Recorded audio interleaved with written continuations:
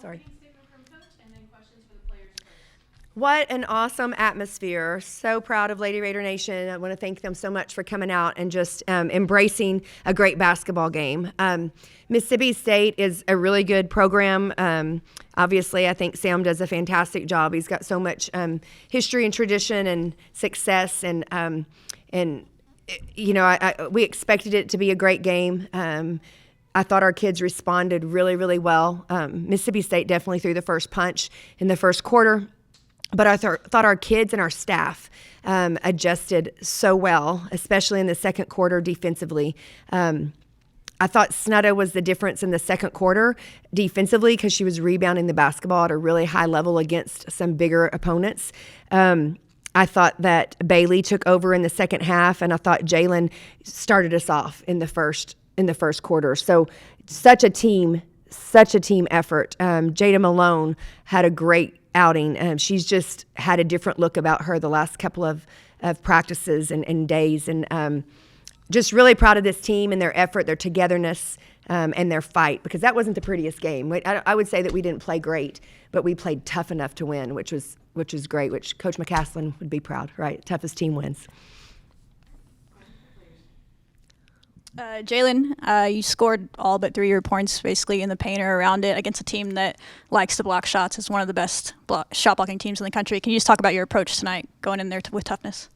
This week the coaches really, every scout, the coaches always tell us, like, you know, where our best looks at to score, and so we definitely had Drew definitely texted me before the game and told me exactly where those looks were going to be, so it was really good practicing that, also hearing that, and then executing it. Bailey, earlier in the week, you were talking about rebounding. The first quarter, they kind of got after y'all. What was the message in the huddle between the first and second quarter from your coaches, but also players? I think it was a message of, you know, why are y'all acting like you shouldn't be here? That's what it felt like, because we deserve to be here. We deserve to be playing in big games like this, and I don't know, we didn't start off hot. It's hard to start off hot when you miss a lot of shots, to be honest. So when we finally got into a groove and we started playing well, we were ready. As soon as we, you know, got our heads with it, we were ready. For both players, do y'all realize you held them to a total of 14 points in the second and third quarters? That's 20 minutes of 14 points total.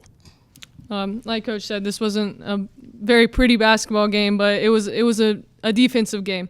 And for us to be able to come out with the win, even when we're not shooting well and we're not having a great offensive night, means that we're a really good basketball team. Of course, there's still work to be done, but definitely proud of the coaches and my team for being able to, you know, make that defensive stand. Same thing. And you realize she loves defense. I've known her for years, and she prides herself in having good defense. So you got to be pretty proud of what y'all Absolutely. did. Yes, sir. Bailey, how's the eye? I'm all right. This team has had good starts in non-conference, kind of undefeated runs the last couple of years, but this looks different. How is this different from the team perspective than those previous years? It looks different. It feels different. We're playing faster.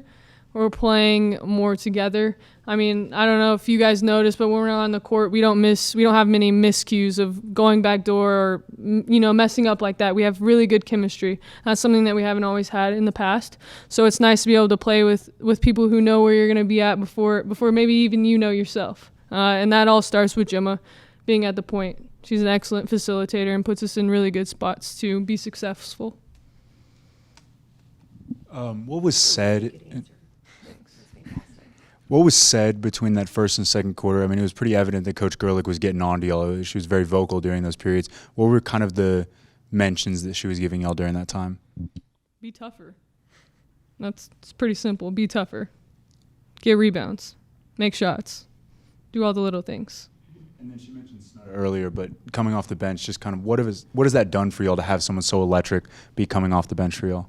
It's huge. I mean, when you have more than just the starting five, people have to do a more in-depth scout. They have to take more time on plays that are just run for Snutta, plays that are just run for Jalen. So not only that, but just being able to go 5, 6, 7 deep when we get tired. I mean, it puts a lot of stress on the other team and the other coaching staff. Thanks, girls. Good job, you guys. I'll follow up. What are your impressions of about 14 points in 20 minutes, that second and third quarters on your defense? Yeah, I'm super proud of just their effort and just following the game plan. I think we did a really good job in scout and understood their personnel pretty well. And so we had some specific things that we were trying to do to people, and I didn't feel like in the first quarter we did that well at all. In the second and third quarters, we did it excellent. We did it at an elite level. We took away what they wanted to do, even just flipping the sides of the floor that they were trying to run their offense on. And then when we weren't fouling them, we obviously were playing really good defense. So if we can eliminate some of that, I think we have a chance to be pretty special. But that's the message that we gave them at the end of the game in the locker room just now, was that wasn't the best offensive game we played, but when you play defense, that's how you win basketballs and stay in games when the ball's not going in the basket for you. All three of you up there from small town Texas, and you and I have always talked about this, is what is it about the Panhandle and West Texas that brings out the tougher players, in my opinion? Yeah, well, the history, first of all, of just women's basketball, goes back even when I was in elementary school. West Texas has always produced really, really good girls basketball players, teams, coaches. I think the coaches are next level in this area, and it still goes to this day. But I think just West Texas is blue collar people. We work. We know how to work. We work really hard. We're tough. Did we have a haboob today? Sorta, kinda, almost. To live through those, and it's common nature. Like, that's just what we do. That's what we do. But I just think kids are tough in the West Texas because their parents brought them up that way. Their teachers brought them up that way. Their coaches brought them up that way. And, they love the game of basketball. Was that one of the better games you'll see from two players that totaled 6 points in Fritz and Nunez to still go out and do what they did defensively and everything? Yeah, I thought Gemma did a fantastic job of not letting the foul trouble get in her head or affect her play, for that matter. We put her back in the first half with 2 fouls, and she still took away what we were wanting her to do on defense without fouling. She was still very aggressive with the basketball. Danae had a matchup all night long against number 2, who I think is a really, really, McFall, who's a really good player, and Danae just disrupted her the whole night and didn't let her get comfortable. It wasn't their night to score it a lot, but they were instrumental in the defensive piece of it. And Jada, again, another impactful game at the start of the second half. Is that just what y'all saw, that matchup was giving y'all advantages there? Yeah, she wanted the basketball. We needed an inside presence. We knew we were going to have to go to our smaller lineup, but we couldn't start that way because just for legs, for legs. But I thought Jada came from the SEC, so the SEC means a little bit more to her, I think, and she was really excited about this game, and you could tell the way she practiced that she was very intent about helping us. And so I think we're just now starting to see just some small glimpses of what she really can do for us, and I think she's going to get better and better as the season goes on because she's getting more confident with her teammates, and to be honest, her teammates are getting more confidence in her as well. And just a logistical question. Were y'all the ones that initiated the review on the Francis player to get that 5th foul, or did the refs go to do that themselves? So I think the refs actually did it themselves because it was on the other end whenever they figured it out, but then we recognized it. Because I actually thought they were talking to Coach Parcell during it. Like, it's almost like he brought it to their attention, but surely he did not. But I believe the officials saw it.